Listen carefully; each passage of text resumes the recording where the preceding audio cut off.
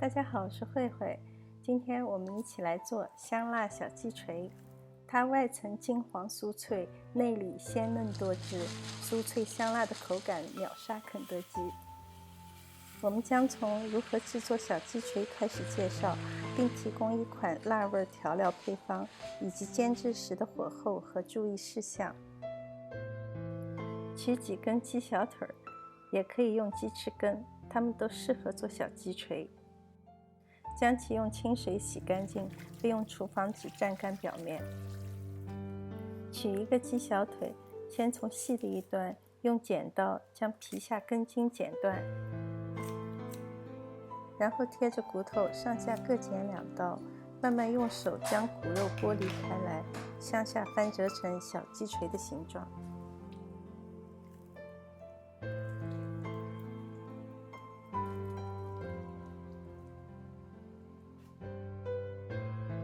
这里我主要用了4种调味料：3克椒盐粉、5克辣椒粉、5克姜末、8克蒜末。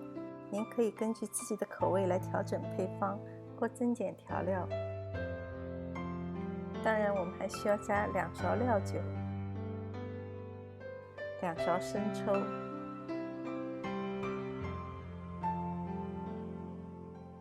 然后依次加入刚才的4种调料。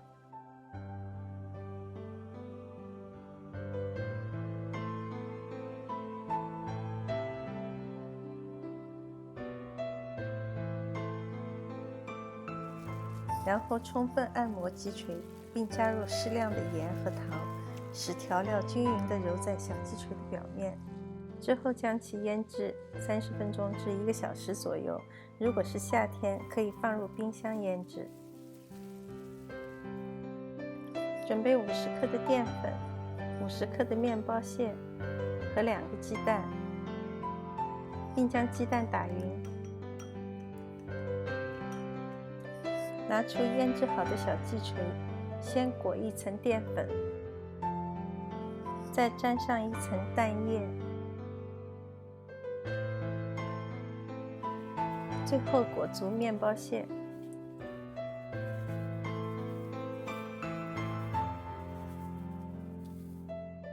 将所有的鸡腿都裹足淀粉、蛋液和面包屑。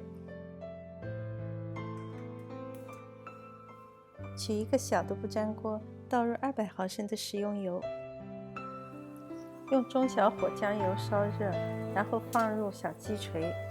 这时的油温大约在120到130度左右。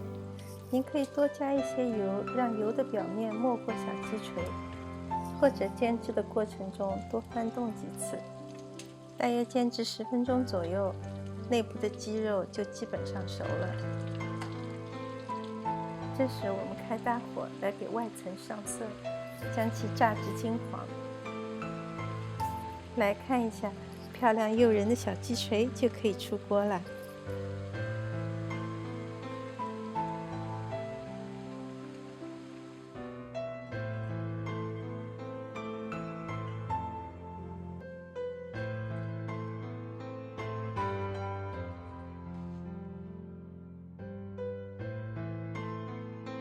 等不及了，先来尝一个。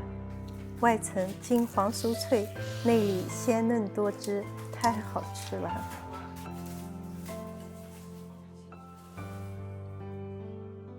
如果您喜欢我的视频，欢迎在视频的下方订阅或分享。谢谢您的收看，我们下期再见。